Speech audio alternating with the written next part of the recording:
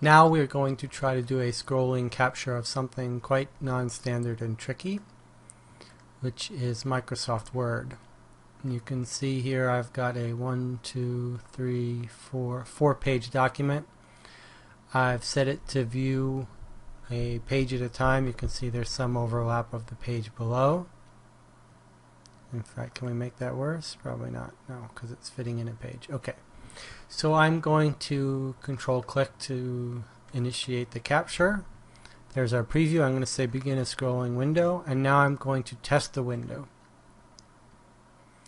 And it's going to try to perform some capturing. Unfortunately, it's going to discover that it really has not found anything. Found a couple things that might work, but that's really just a side effect of the contents changing based on the blinking cursor that's in this window.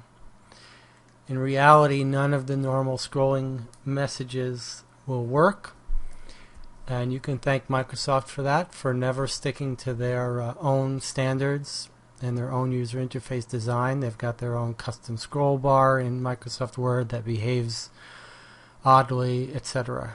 Typical behavior, typically unacceptable, but what can you do? The problem is if we try to use these settings, which are defaults to send Windows messages, so it's detected there's no horizontal content, that's fine, but it's going to try to send Windows messages to scroll. If we try this, and let's go ahead and try it, you'll watch it's actually trying to scroll and it's not able to. And you can see if we zoom in, it's just captured the same page over and over again. And you can see what's fooled it here. You can see the cursor is blinking at this one at the top. It's not here. So as it's blinking, it's fooling Screenshot Captor into thinking the contents have changed. So that has failed. It's just grabbed the first page over and over. So let's go back.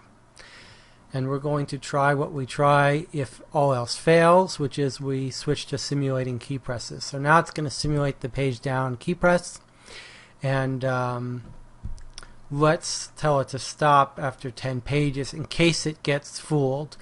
It probably won't waste all 10, but that's a good safe way to manually set this. In fact, if we knew for sure how many pages, we could tell it we could capture 5 pages exactly, but it's not important to get it exactly right. So we'll just say go up to 10 pages and start.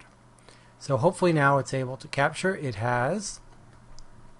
It's scrolled, and let's see, it's got 1, 2, 3, 4, 5. Now normally it's quite common to see it capture more but then trim them off, and you can see it has actually trimmed 3 at the end off. If I set this to 0, you'll see it's actually captured 1, 2, 3, 4, 5, 6, 7, 8 pages, but it knows that these bottom 3, if I push reset, it knows the bottom 3 are duplicates.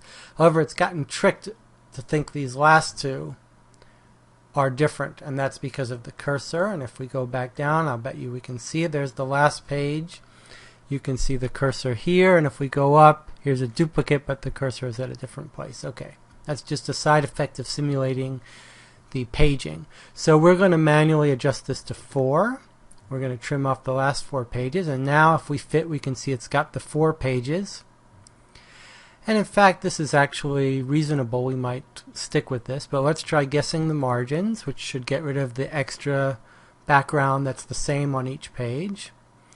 And in fact, this is not a bad fit.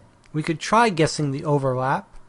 And you can see guessing the overlap has very much confused it. It thinks it's trying to line up the bottoms and tops of pages, and it's set a very high vertical overlap of 411. In fact, let's get rid of that.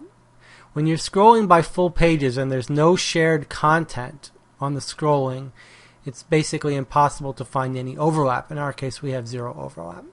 So that's fine. This is probably, we're not going to get much better than this, where we've got our all pages here. But we could try to fix this part up a little. You can see there's a little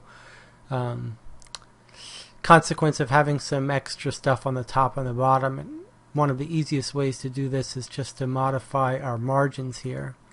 And we can say there's a little bit to trim off the top and a little bit to trim off the bottom. And we can, in fact, kill that entire border if we wanted.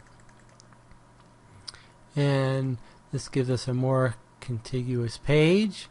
And at this point, we actually, if we wanted to make the spacing all the same, we could use the overlaps to do that. And we could bring this overlap to here, and then we put some more bottom margin. And that's basically as good as we're going to get. We've got this last page needs a bit more with the end overlap. Let's go down a bit like that. Okay, and there we have it. There's our final page. We can save it, and we could even, from inside Screenshot Captor, we could crop it a little bit more. And there we have our